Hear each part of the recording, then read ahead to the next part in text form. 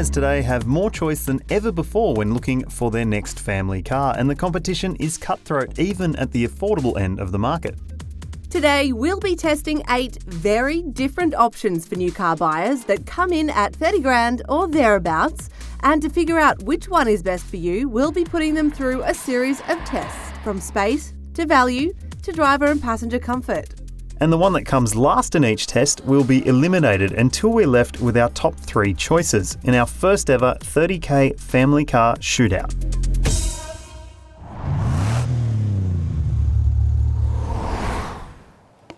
What's on offer for a family car for 30 grand? Plenty. The models we have here are all as close to or not too far over that $30,000 price point. So there's a range of different price, spec and equipment levels on offer. That should keep things interesting. Give it back. Representing the traditional hatchback part of the market is the Subaru Impreza, while we've also got a couple of good old family sedans, the Hyundai Sonata and Toyota Camry, the latter of which is the only hybrid car here. Next is a family wagon, the Skoda Octavia, and an MPV of sorts, the Kia Rondo. And because SUVs are all the rage right now, we've got a couple of those too. Our small SUV benchmark, the Toyota CHR, and the entry-level mid-sized Mazda CX-5. Oh, and just for fun, we've also got a ute, the Great Wall Steed. The ute is a great segue to our first test, space. And of course, the Great Wall has plenty of that to offer. Round 1 sees each of our family-friendly options being put to task with the Boot Tetris Challenge. The more boxes we can fit in, the better the usable space. We're not folding seats down here because your kids will need a spot to come on holidays with you, right? Although the Steed has a ton of payload capacity and a massive tray, this is a family car test, and it only scored a 2-star ANCAP crash test rating, so it's out. What? Oh well, with the first car eliminated, it's on with our space test. The amount of space on offer varies greatly between the 7 remaining options, from the Subaru's boot, which is just 340 litres, through to the cavernous backside of the Octavia wagon, with 588 litres of room, or an extra 124 2-litre bottles of milk, as if you'd ever need that. But space is about more than just cargo area, and every one of these options has good backseat space in their respective segments. They wouldn't be here otherwise. The Camry and Sonata are on another level for rear seat legroom, but the CHR, Impreza and CX-5 managed to hold their own. Being a small SUV with this roofline, it's no surprise that there's not a lot of space in the boot of the Toyota CHR. It's a great option for city dwellers though, and it's packed with heaps of equipment, including safety tech even in this base model. But a family car, not so much. The rear door handles are too high for some kids to be able to reach, but if they can, they'll have to watch that they don't get their fingers caught. And while the space in here is pretty good, even for an adult, the vision is poor. I mean, I can barely see out of this back window, and if you've got kids in tow, that could spell road trip disaster. It's out. Test 2 sees our 6 remaining cars put through the ringer for value, and we can expect some cars to do quite a bit better than others here. For instance, the Kia Rondo has a massive boot and a big back seat, and it's a great option for no-frills buyers, but you miss out on pretty much everything. You get a tiny touchscreen media system, a rear view camera, and rear sensors. With pricing from $26,990, it is cheap and you can get a 7-seat variant, but that does push it over that 30k price point. Being a Kia, it's got a long ownership plan which offers peace of mind, but you really do need to consider just how much kit you can get for your money elsewhere. It's out. Because there's so much choice in the market, buyers are moving away from traditional mid-size sedans, and when you think about what you can get in other body styles, there's a fairly good reason for that.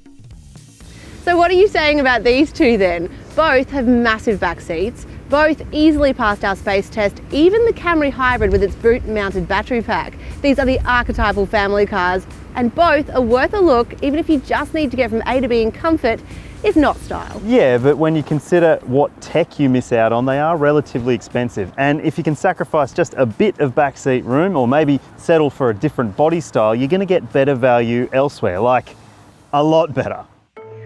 The Camry Hybrid has a tried and tested drivetrain that's great for saving fuel. It's the choice of taxi drivers all over the country after all, but it and the Sonata both tip over that psychological barrier of $30,000, but without enough gear to justify it in today's landscape. Neither of them has the latest smartphone connectivity of Apple CarPlay or Android Auto, nor the latest safety tech that we've come to expect at pretty much all price points. There is no autonomous emergency braking in either of these, and we all know how handy that technology can be. Being a parent can get a little distracting at times. Both have rear view cameras, and the Sonata has rear parking sensors. Both also have a 5-star crash test score. Yeah, but the game's moved on. They're out. The Skoda Octavia wagon we have here is the 110 TSI automatic, which is listed at $27,690 plus on-roads, meaning it's not the entry point to that range, but nor is it the range topper. But it's the most affordable of our 3 remaining options, and if the wagon doesn't do it for you, there's a liftback hatch option as well. It's the wagon body style we'd choose if we were after the ultimate in family practicality, plus it looks better as well. And setting the Octavia apart from its 2 rivals in this final 3 is a turbocharged engine, which offers plenty of punch and heaps of grunt when you need it. Sure, the dual clutch automatic can take some getting used to, and it can be a little bit noisy at higher speeds, but we think it justifies its position here purely because of the equipment you get. There's standard adaptive cruise control and smartphone mirroring, and an array of extra safety equipment to keep your kids safe on the open road. We like it a lot.